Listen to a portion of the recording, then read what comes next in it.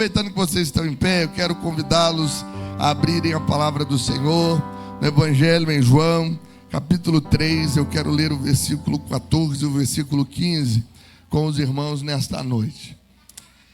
Quero também fazer menção e parabenizar a todas as mães. Deus abençoe, tá bom? Em nome de Jesus, nós enviamos lá uma mensagem no grupo e eu creio que foi um dia, proveitoso, um dia, em nome de Jesus. Eu quero crer que ele tenha sido de comunhão, mas, sobretudo, que as irmãs continuem a se lembrar, que o Senhor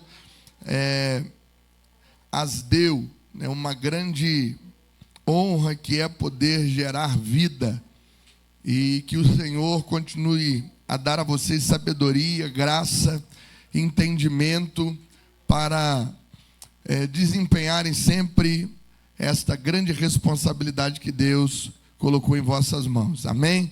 Então, parabéns às mães. Nós somos muito felizes pelas vossas vidas. Amém? Evangelho de Jesus em João, capítulo 3, versículo 14 e 15, está escrito assim: E como Moisés levantou a serpente no deserto, assim importa que o Filho do Homem seja levantado, para que todo aquele que nele crê não pereça, mas tenha a vida eterna. Amém? Os irmãos podem estar assentados.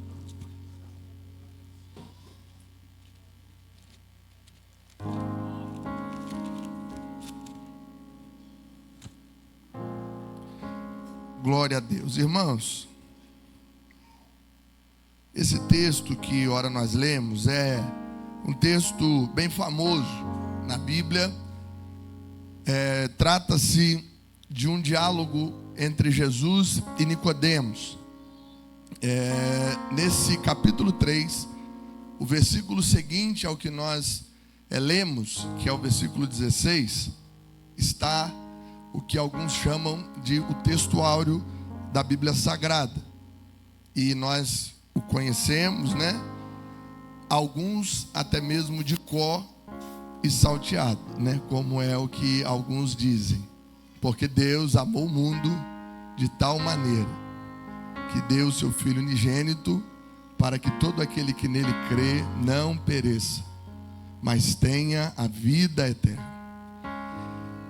Porém, pois tanto, nesse capítulo 3, essa fala, Jesus disse a Nicodemos, e o capítulo 3 inicia-se mostrando a nós que havia entre os fariseus um homem por nome Nicodemos.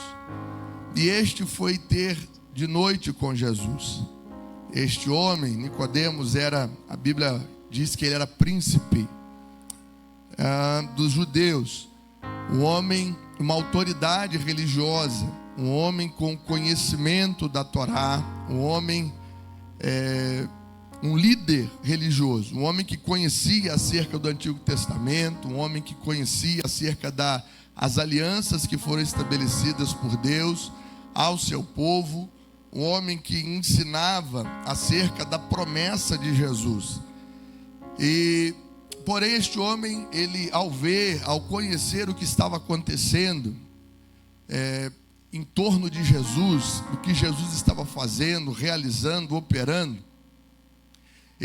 diz a Bíblia, segundo João, que ele vai ter de noite com Jesus. Ele consegue uma reunião com Jesus e ele vai fazer isso já à noite. E aí existem muitas especulações do porquê ele vai à noite ter com Jesus e não de dia. Há quem diga que ele estava um pouco receoso do que as pessoas pudessem pensar acerca dele, sendo um mestre, procurando Jesus, que na ocasião por muitos líderes religiosos era tido como um falastrão, era tido como alguém que estava trazendo tumulto e contradizendo até mesmo as Escrituras. Então alguns dizem que por isso ele vai ter de noite com Jesus. Bem, quando ele chega diante de Jesus, nessa reunião marcada, ele se dirige a Jesus no versículo 2, e ele faz então uma referência de quem ele vê que Jesus é. de quem Jesus é segundo os olhos dele. E ele diz então: este foi ter com Jesus e disse-lhe: Rabi, ou mestre, bem sabemos que és mestre vindo de Deus, porque ninguém pode fazer estes sinais que tu fazes se Deus não for com ele. Bom, aqui nós percebemos que Nicodemos reconhece que Jesus é um mestre, mas ele não reconhece que Jesus é o Messias, é o Cristo vindo de Deus. Não é assim que ele se dirige a Jesus, não como Jesus, filho de Davi, que é o que o cego se refere a Jesus, é como o cego grita por Jesus: Jesus, filho de Davi. Vocês se lembram desse episódio? E nesse caso, o cego está reconhecendo Jesus como sendo filho de Deus, como aquele prometido por Deus, anunciado pelos profetas, esperado por todos. Mas Nicodemos não se dirige a Jesus assim. Ele se dirige a Jesus reconhecendo que Jesus é o mestre, e que Jesus é o sábio, e que ele de fato vinha de Deus. Essa é a visão que Nicodemos tem de Jesus. Até porque Nicodemos, ele é um religioso. Quando ele se dirige assim a Jesus, Jesus já vai direto, irmãos, ao assunto. Percebam que ele ainda não tinha perguntado nada para Jesus, né? É assim que ele se dirige: olha, porque ninguém pode fazer estes sinais que tu fazes se Deus não for com ele. Ele não fez diretamente uma pergunta a Jesus aqui, mas tendo dito o que ele disse, Jesus já logo entendeu o que ele queria, porque Jesus na verdade já sabe de tudo. Jesus, sendo Deus, ele sabe de tudo. Antes mesmo, como o salmista disse, antes mesmo que a palavra venha à nossa boca, ele já sabe. Amém? Então, quando Nicodemos se dirige a Jesus, Jesus já entende o que vai acontecer, e Jesus já logo responde a ele. No versículo 3, Jesus respondeu-lhe: na verdade te digo, que aquele que não nascer de novo, não pode ver o reino de Deus. Aleluia, bendito é o nome do Senhor. O texto, quando se refere a Nicodemos, irmãos, como um homem, João ele faz essa questão: um homem chamado Nicodemos. Aqui a palavra homem aqui é uma palavra genérica, ela está se dirigindo a muitos outros como esse homem. Ele está usando aqui Nicodemos como uma figura, e Nicodemos está ali representando, na verdade, muitas outras pessoas. Nicodemos é um homem que representa muitos outros homens, mas não no sentido do sexo masculino, mas de pessoas, seres humanos, que embora religiosos, embora digam conhecer algo sobre Jesus, tem algum entendimento sobre quem Jesus é, ou sobre a palavra de Deus, ainda assim, dentro dele existe uma sede, existe uma curiosidade, existe uma necessidade de se relacionar de fato com Jesus. Nicodemos aqui é um homem representando muitos outros que tem sede de Jesus, que tem vontade de saber mais de Jesus, que vê Jesus operar, que ouve acerca do que Jesus faz e que tem curiosidade de se achegar a Jesus, que dentro de si tem perguntas a fazer a Jesus. Nicodemos está aqui, mas ele representa muitos outros, tantos outros. Quando este chega, Jesus já lhe responde, porque Jesus já lhe conhece. Necessário para herdar o reino de Deus é nascer de novo. Aleluia. Religioso que havia se perdido, Nicodemos é esse homem que ele, apesar de conhecer muitas coisas acerca das religiões, das escrituras, ele havia se perdido. Ele reconhece que Jesus é mestre, mas não é o Messias. Jesus reconhece a necessidade na vida deste homem, que é a necessidade de todos os homens. E que necessidade é essa? Nascer de novo, ser gerado em Deus por meio da fé. Jesus, quando olha para Nicodemos, Jesus vê os outros homens. Jesus vê você e vê a mim. E a resposta que ele dá a Nicodemos, essa resposta se aplica a toda a humanidade. Olha, para conhecer acerca do reino de Deus, é necessário nascer de novo. O que trouxe Nicodemos até Jesus foi uma sede de conhecer, foi uma curiosidade de saber acerca das coisas eternas, de ter a alma preenchida de fato, de ter saciada dentro dele a fome que nenhum outro lugar preenche, ter saciada a sede que nenhuma outra fonte de água preenche. Essa era a necessidade dele, e essa é a necessidade de todos os homens. E para que isso aconteça, Jesus já logo responde: para que essa sede seja saciada, para que essa fome seja fartada, Jesus está dizendo: olha, é necessário te nascer de novo. Para entender acerca das coisas eternas, é necessário nascer de novo. É necessário nascer do alto. É necessário ser gerado em Deus por meio da fé. É preciso crer que só em Jesus existe vida eterna. É preciso reconhecer a condição de insuficiente, de incapaz, de impossibilitado de viver uma vida plena, se não for por meio de Jesus Cristo, o Senhor. É necessário, Nicodemos, nascer de novo para herdar o reino de Deus. Nascer por meio da fé, crer em Jesus, aleluia. E para permanecer nesse caminho, para permanecer vivendo essa vida, uma vez que se crê em Jesus, nós lemos o versículo 14 do capítulo 3, porque o restante do diálogo aqui, eu não vou me ater, e nós já lemos, os irmãos já leram. Ele vai falar sobre o vento, ele vai falar por meio de parábolas aqui, de figuras de linguagem para Nicodemos. Mas no versículo 14, no meio desse diálogo que ele está tendo, eu quero chamar a atenção dos irmãos, porque Jesus vai fazer menção de um momento da história, que Nicodemos sabe bem desse fato, desse ocorrido. Jesus então vai se dirigir a Nicodemos e vai dizer: e como Moisés levantou a serpente no deserto, assim importa que o Filho do Homem seja levantado. E aí eu quero explicar para os irmãos, porque talvez alguns se lembrem, mas pode ser que alguns não, de que momento foi esse, do que Jesus está falando para Nicodemos aqui.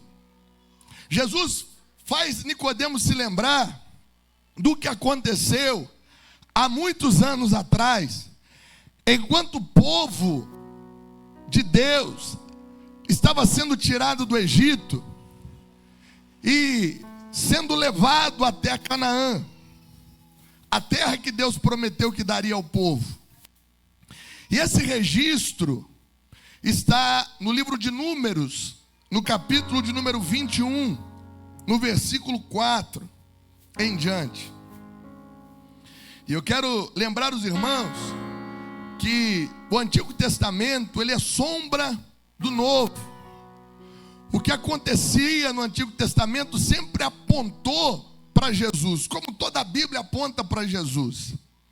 Mas lembrem-se que agora Jesus está falando para Nicodemos e explicando para Nicodemos sobre viver nele, sobre herdar a vida eterna, sobre ser saciado completamente.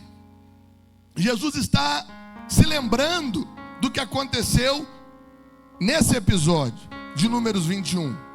Então Jesus diz: olha, como Moisés, Nicodemos, levantou a serpente lá no deserto, assim importa que o Filho do Homem seja levantado.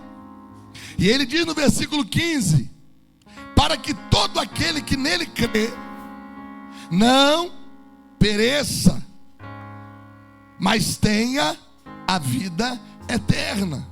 Pastor, mas que história de serpente é essa que foi levantada lá no deserto? Talvez alguém possa perguntar assim. E então nós voltamos no livro de Números, no capítulo 21, no versículo 4, diz assim: então partiram do Monte Or, pelo caminho do Mar Vermelho, a rodear a terra de Edom. Porém a alma do povo angustiou-se neste caminho.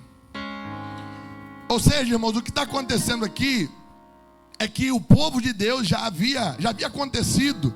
As pragas já haviam sido lançadas lá no Egito, o povo já havia sido libertado, e eles estavam indo em direção a Canaã.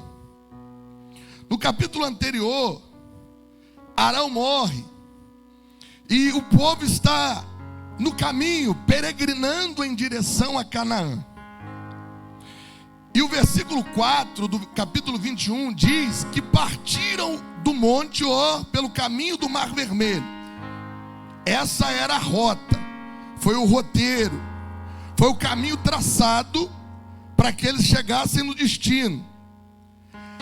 Nós não vamos tomar tempo aqui, até porque a gente não tem, nas representações aqui de cada uma dessas cidades. Mas a gente eu vou tentar ser aqui o mais objetivo possível.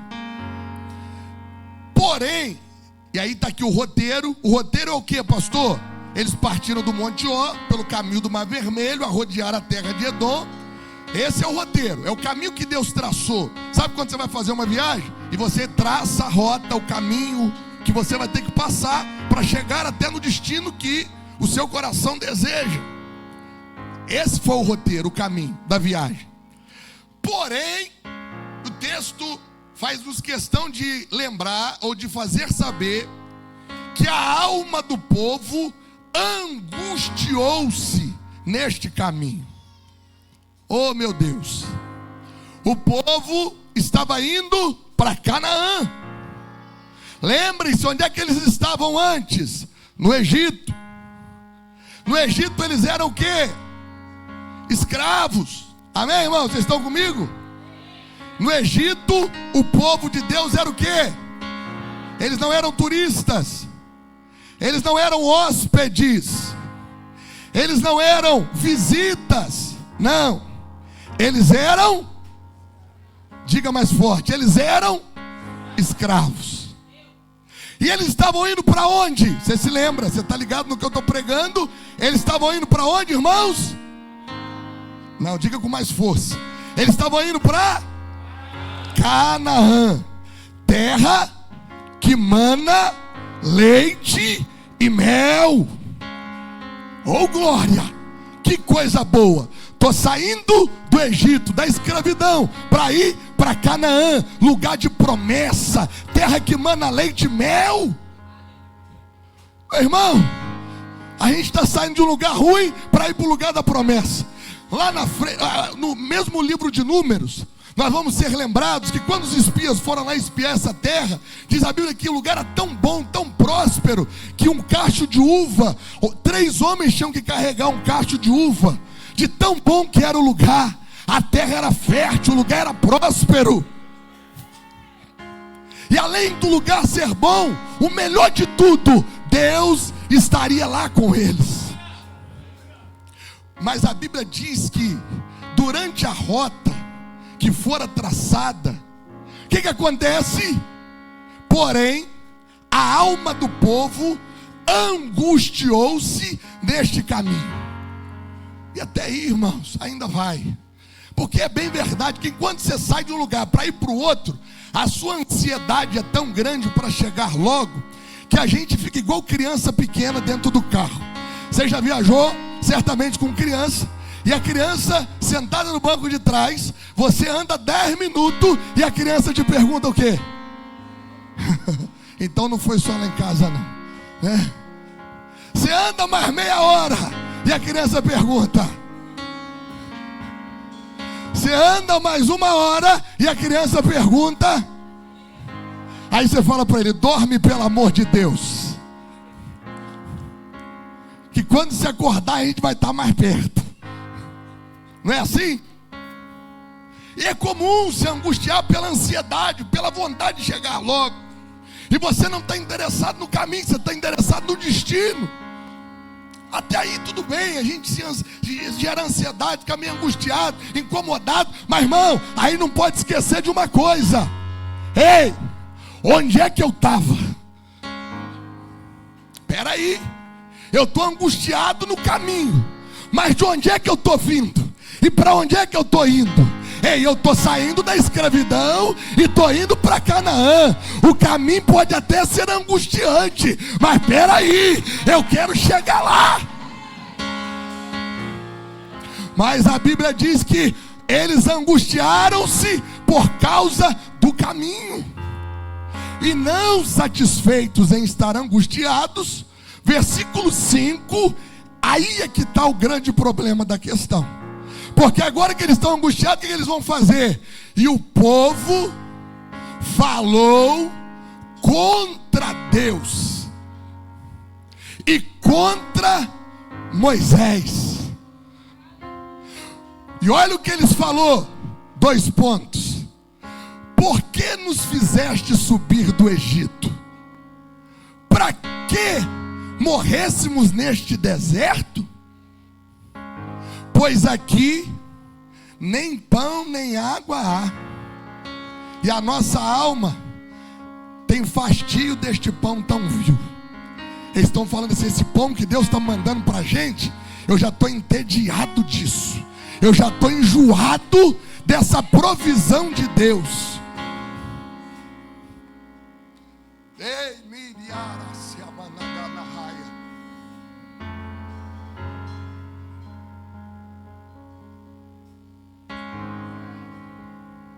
Uma coisa é se entediar com o caminho, outra coisa é fazer uma coisa dessa. Eles estão agora culpando Deus de ter tirado eles da escravidão. Mas não se lembra eles que eles oraram, eles pediram: Deus, liberta a gente daqui, tira a gente daqui. Não é essa vida que a gente quer. A gente é escravo, a gente está sofrendo, liberta a gente. Diz a Bíblia que o choro deles, o clamor deles chegou ao coração de Deus. Deus falou para Moisés: levanta, Moisés, e vai tirar o meu povo, porque eu não quero mais que eles sejam escravos. Eu preparei um plano, eu preparei um roteiro, eu preparei um caminho, e vou levar eles à terra que mana leite e mel.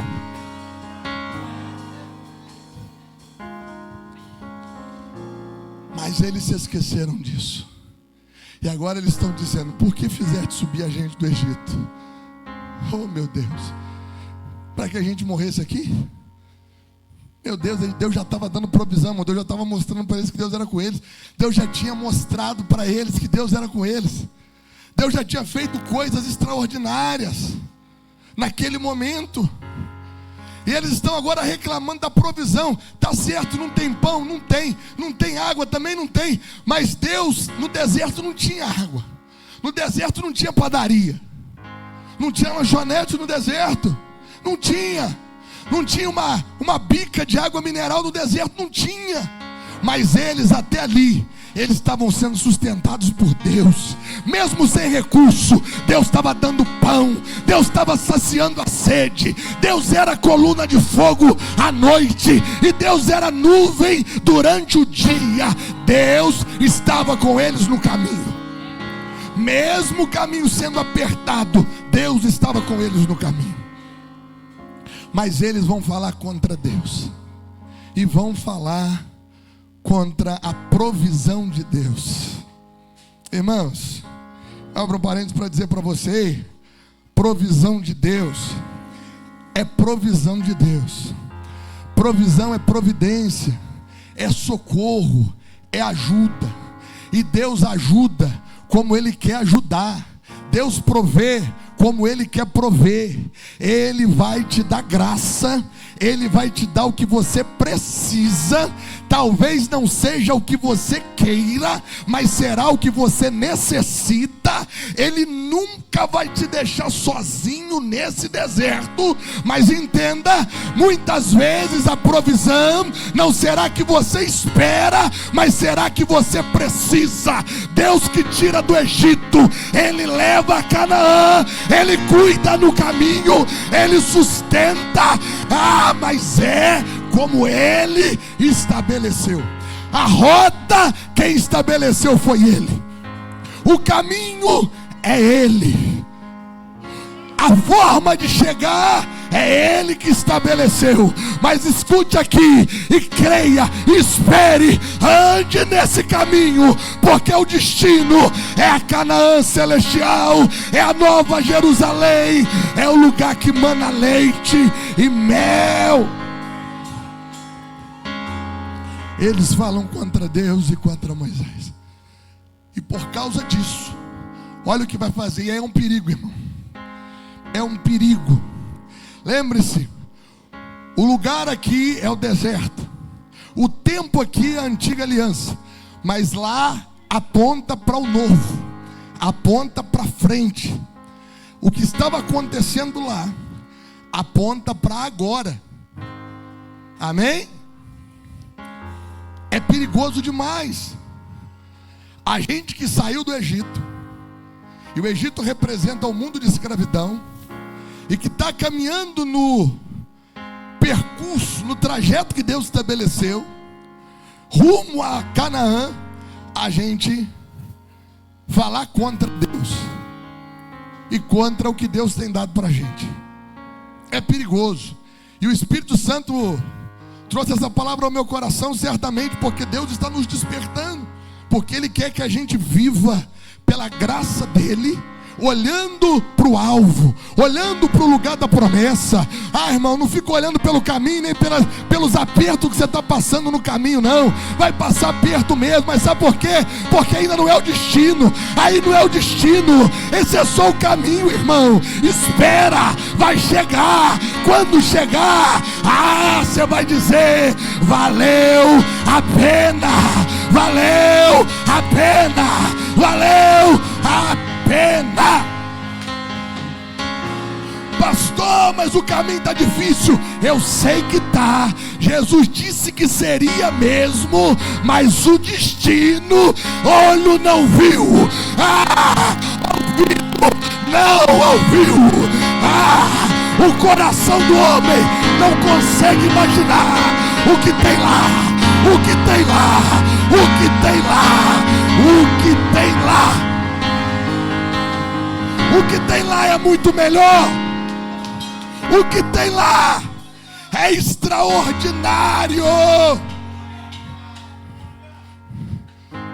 Não se perca por causa dos apertos do caminho,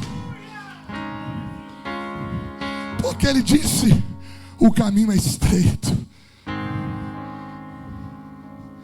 Ele já, irmão, eu amo Jesus. Eu falo aqui toda vez que eu prego, né? Eu amo Jesus por isso. Jaco Leonardo, ele nunca mentiu pra gente. Ele, se tivesse dito assim, vai ser tranquilo, não tem umas promessas que a gente escuta por aí, quando alguém está querendo ganhar, ilude, fala um monte de coisa, e depois quando você olha, não era nada daquilo. Jesus nunca fez isso. Jesus nunca fez isso. Ele falou: vocês querem vir após mim? Pode vir. E eu até aconselho que vocês venham. Porém, negue-se a si mesmo, tomem a sua cruz e sigam-me. Vocês querem me seguir? O Filho do Homem não tem nem aonde repousar a cabeça, mas vocês querem vir? Então vem. O mundo vai odiar vocês, porque o mundo me odeia. Ei, mas assim como meu Pai, Ele me recebe, Ele receberá vocês. Ei, olha só, nesse mundo nós teremos aflições, mas tem de bom ânimo, eu venci o mundo. Ei, não se turbe o vosso coração, credes em Deus, credes também em mim, na casa do meu Pai, para onde eu estou indo, há muitas moradas, há muitas moradas, há muitas moradas, há muitas.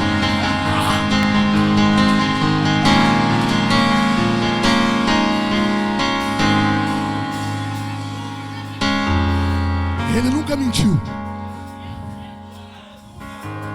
Se alguém disser outro evangelho diferente desse, é mentiroso. O que eu vim fazer é isso, e o que eu tenho é isso. E eles reclamam de Jesus, falam mal de Jesus. Irmão, tem dia que a gente ora, a gente fala, Senhor, tem misericórdia de mim, Senhor. Estou aguentando mais não, está difícil. Irmão, isso é tudo normal. A gente passa e Deus conhece a gente. Mas eles estão falando contra Deus. Eles estão dizendo assim, esse Deus que a gente serve não está prestando.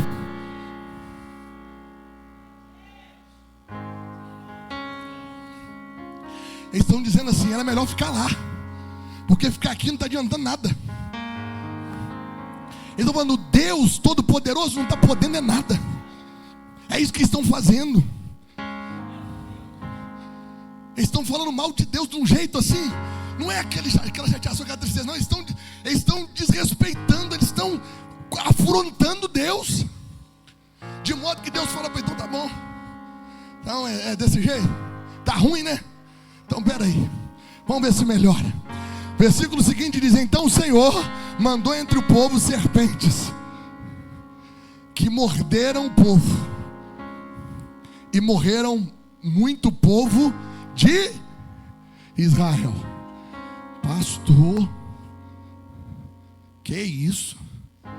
A Bíblia diz que Deus é amor. É mesmo? Ou se ele não fosse amor, ele tinha entrado nessa peleja e tirado eles lá do Egito.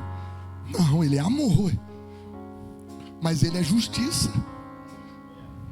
E é sobre isso que a gente tem que se lembrar. Diz Paulo aos Romanos, considere a bondade de Deus, mas considere a severidade de Deus. Do mesmo jeito que ele é amor, ele do mesmo jeito é justiça. Se você não suporta a injustiça sendo falho, você imagina Deus sendo perfeito.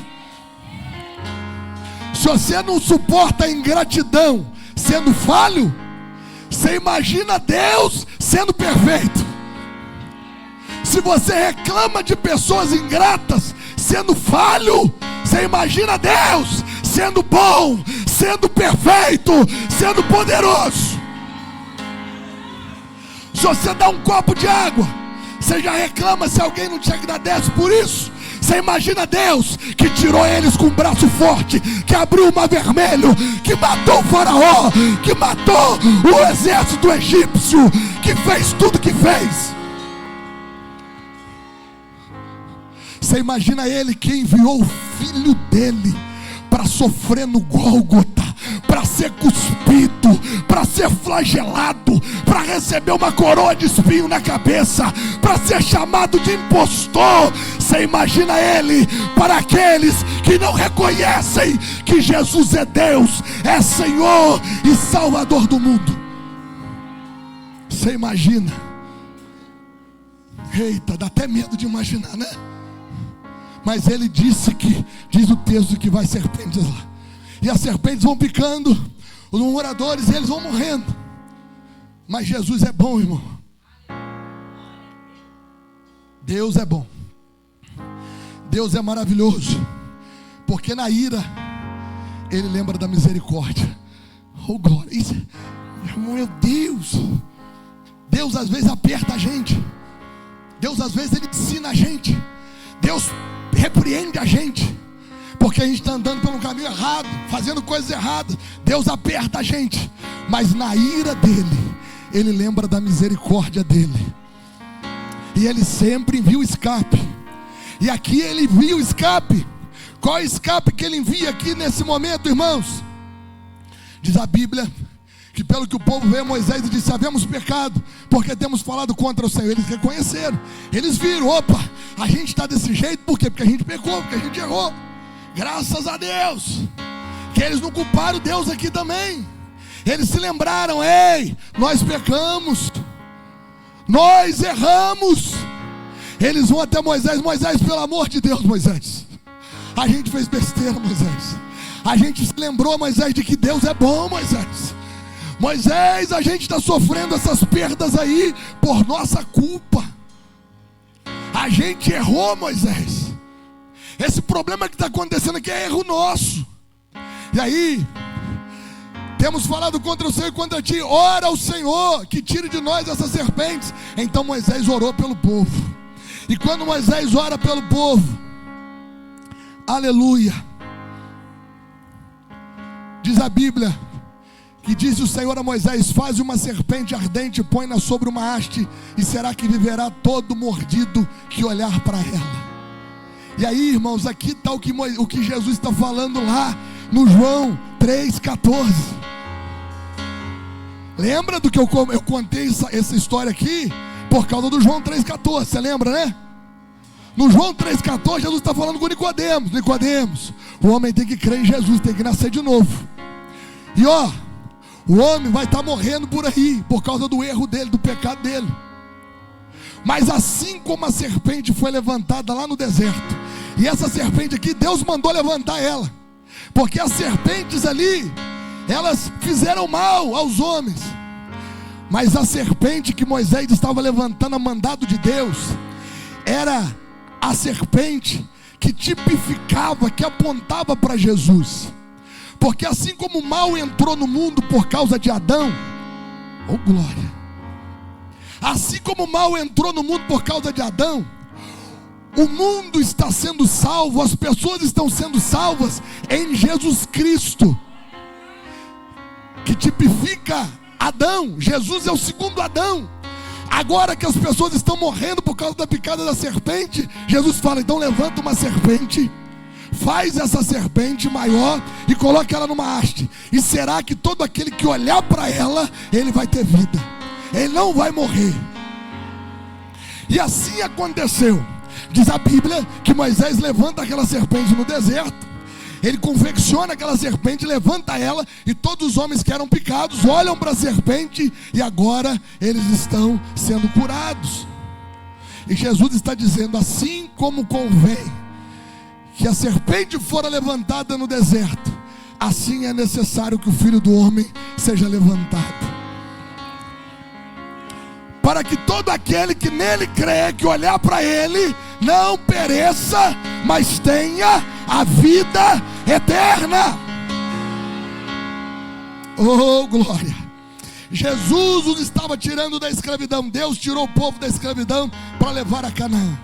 Mas o fato de viver na total dependência de Deus levou aquele povo a murmurar.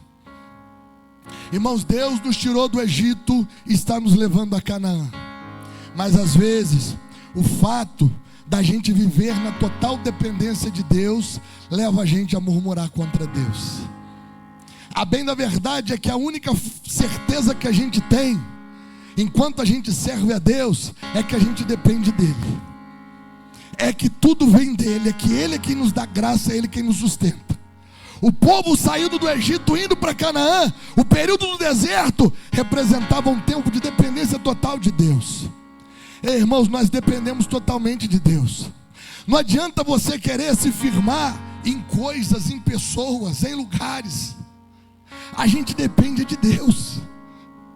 A gente depende de Deus.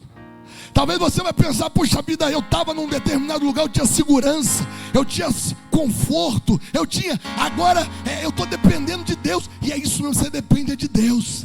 Você depende que Deus abra a porta, você depende que Deus te dê saúde, você depende do cuidado, da provisão, você depende totalmente de Deus. Lá no Egito eles dependiam do faraó. Quando a gente estava lá fora, a gente dependia do sistema do mundo. É por isso que quando a gente estava lá fora, a gente estava preocupado: ah, mas será que quem vai ganhar? Será que quem vai perder? Será que vai acontecer? Depois que a gente vem para Cristo, não sei quem vai ganhar, não sei quem vai perder. Eu sei que em quem eu estou firmado, Ele é mais do que vencedor, e eu estou nele. Mas você está de qual lado? Eu estou do lado de Jesus. Mas o fato de depender de Deus fez com que eles murmurassem. O fato de passar por uma região árida e montanhosa fez eles murmurarem.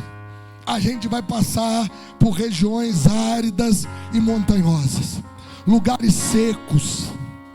Vai ter tempo de sequidão. Vai ter tempo que não vai brotar uma gota de chuva no céu. Vai ter tempo que você vai olhar e vai falar: meu Deus, não tem uma gota d'água. E não tem mesmo. Pastor, eu estou subindo o morro e parece que não acaba. E aí tem hora que parece mesmo. Mas ei, isso é só a rota. Esse é só o roteiro. Esse não é o destino. Você não foi salvo para morar aí. Deus está te levando para o destino que Ele prometeu. Ele vai te dar o que você precisa aí. Às vezes, por conta do calor escaldante, dos perigos da escassez, nos leva a murmurar. Vai ter dia que vai estar um calor insuportável. Pastor, mas o calor está demais, está escaldante, está perigoso. Está perigoso, vai estar perigoso, vai estar quente, vai ter escassez no caminho. Mas ei, calma o seu coração no Senhor Jesus. Não murmure contra o Senhor teu Deus. Cuidado, cuidado, porque Deus enviou as serpentes lá. Estamos no caminho, vamos por muitas vezes ser feridos. Ei, no caminho que você está, vão ter momentos que nós vamos ser feridos. Porque vão ter momentos que a gente vai errar terrivelmente. Mas lembre-se disso, isso não é culpa de Deus. Lembre-se, eles não estavam sendo feridos no deserto por culpa de Deus, não. Pastor, olha aqui para mim, irmão. Mas o texto disse que foi Deus que enviou a serpente. Mas por que Deus enviou a serpente? Por causa do povo. Amém, irmãos? Então a culpa é de Deus? Não, não é de Deus. Irmãos, os nossos problemas, muitas vezes, de relacionamento, de feridas, não é culpa de Deus não, irmãos. É culpa nossa. Pastor, o senhor está querendo dizer que eu estou pagando por causa dos meus pecados? Eu estou te dizendo, escute bem isso. Infelizmente, nós temos uma natureza pecaminosa. E muitas vezes, nós nos ferimos. Muitas vezes, nós não vigiamos. Muitas vezes nós nos esquecemos de onde saímos e para onde estamos indo. E ao invés de sermos totalmente gratos, nós cometemos erros, nós falhamos. Mas isso não é culpa de Deus não, irmãos. Às vezes nós vamos errar. Mas assim como aquela serpente foi levantada no deserto, e aqueles que estavam feridos olharam para Jesus, nós precisamos olhar para Jesus. Nós precisamos olhar para Jesus, porque o problema não era o deserto. O deserto era o roteiro, era o caminho para eles chegarem até Canaã. O problema, irmãos, não é o caminho, não são os processos. O problema é o nosso comportamento no meio do caminho durante o deserto. E às vezes por nossos erros nós nos ferimos. Nós somos feridos, mas a culpa não é de Deus. Ei, a culpa não é do caminho. E às vezes a gente vai ouvir assim: mas a igreja é um problema. A igreja não é um problema, irmãos. A igreja é um caminho que Jesus estabeleceu para a gente chegar até Canaã. A igreja não é o problema. Muito pelo contrário, Esse é o caminho que Deus estabeleceu para a gente caminhar até chegar no local da promessa. E às vezes a gente vai culpar, mas o problema é a igreja, o problema é o irmão, o problema é a irmã. Ei! E quando a gente percebe, a gente já está ferido, a gente já foi picado, a gente já recebeu o veneno, e muitas vezes a gente já está morrendo. Mas o que aconteceu aqui foi que Jesus, como tipificando aquela serpente no deserto, aqueles que olharam para ela, eles não pereceram, mas eles foram salvos, tiveram vida. E Jesus está dizendo para Nicodemos: Nicodemos, importa que o Filho do Homem seja levantado. Importa que o Filho do Homem seja levantado. Como Moisés levantou a serpente no deserto, assim importa que o Filho do Homem seja levantado. Igreja é um lugar de passagem, não é o destino. Nós vamos ser chateados, vamos ser entristecidos, mas ao olhar para aquela serpente, tinham vida. Precisamos olhar para Jesus por nossa vida, para que vivamos. E não é uma questão de escolha, de opção não, irmão. Ei, ou você olha para Jesus e vive,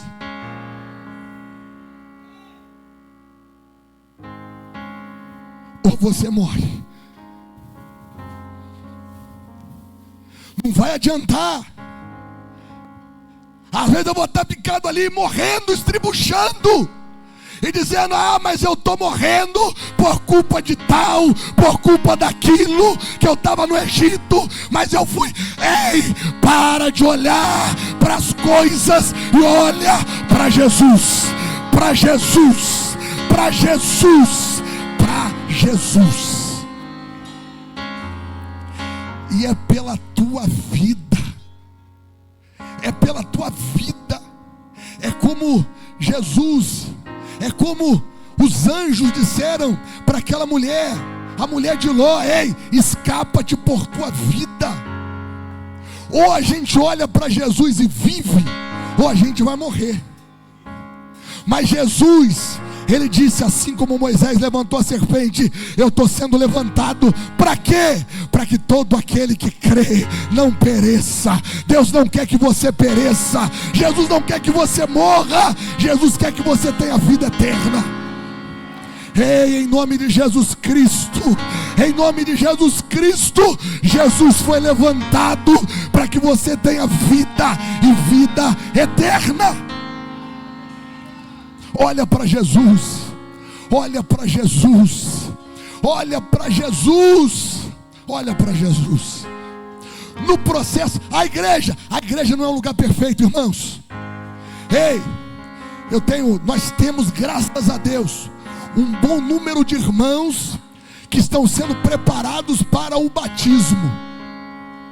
E o que eu tenho dito para vocês: a igreja não é um lugar perfeito. Esse lugar de ajuntamento de pessoas não é um lugar perfeito. É um lugar onde Jesus está nos aperfeiçoando. Porque Ele nos fez uma promessa: aquele que crê nele tem vida eterna e receberá o céu como recompensa de servir a Ele, de viver com Ele. Vão acontecer muitas coisas, mas esse aqui é o caminho, não é o destino. Esse aqui é o caminho, não é o destino. Ei, crente, ei, povo de Deus, esse aqui não é o destino, esse aqui é o caminho. Jesus vai sustentar a gente no caminho, Ele vai prover no caminho, Ele vai mandar pão no caminho, Ele vai dar água no caminho, mas ainda não é o destino.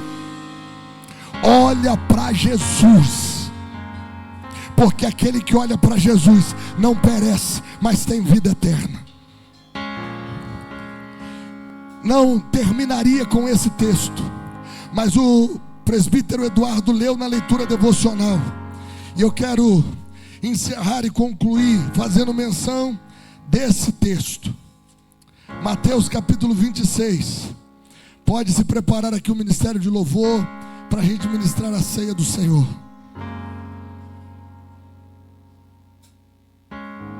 Mas eu quero que você preste atenção nisso aqui. No versículo que nós lemos nessa noite como leitura devocional, Mateus 26, versículo de número 37. Olha o que está escrito: e levando consigo Pedro e os 2 filhos de Zebedeu, começou a entristecer-se e a angustiar-se muito. O que aconteceu? Entristeceu-se e angustiou-se muito. Quem? Jesus. Jesus estava indo para onde? Para o Getsemane orar. E por que ele estava indo orar no Getsemane? Porque a cruz estava esperando ele daqui a pouco. Irmãos, escuta isso aqui em nome de Jesus. Eu sei que eu já me excedi no horário, mas para a gente fechar aqui, olha para Jesus, irmão. Sabe por quê? Jesus estava indo para a cruz. O caminho de Jesus era a cruz. A rota de Jesus era a cruz. A sua rota qual que é? É a cruz, irmão. Você tem uma cruz que é a cruz da renúncia, mas você não vai para a cruz do Calvário. Você não vai para lá. Mas Jesus estava indo para lá. Ele se angustiou e se entristeceu. Ele estava indo por esse caminho, mas ele não falou mal contra Deus. Ele não abandonou o caminho. Ele não disse mal do caminho. Ele não disse mal sobre Deus. Sabe por quê? Porque Jesus sabia que no final daquele caminho tinha uma cruz esperando ele. Mas aquela cruz faria com que você e eu fôssemos salvos. Então ele não desistiu do caminho. Ele se entristeceu e ele se angustiou. Igual os irmãos que saíram do Egito se angustiaram. Só que ao invés de murmurar contra Deus, ele foi para o Getsemane orar ao Pai. Ele foi falar para o Pai: Pai, se possível passa de mim esse cálice, mas todavia cumpra-se em mim a sua vontade. Ei, Jesus fez isso. E o que eu e você precisamos fazer é olhar para o povo do deserto e fazer igual a eles? Não. É olhar para Jesus e fazer o que Jesus fez. Jesus foi até o final. Jesus foi até o final. Ele se angustiou, mas ele foi até o final. Irmãos, vai ter dia que você vai estar angustiado, vai ter dia que você vai estar triste. Ei, mas não para. Vai até o final. Em nome de Jesus, vai até o final. Porque Jesus, diz a Bíblia, que ele foi morto lá no Gólgota, mas ao terceiro dia ele ressuscitou. E ele está vivo à destra de Deus Pai. Coloque-se de pé no nome de Jesus Cristo, o Senhor. Oh!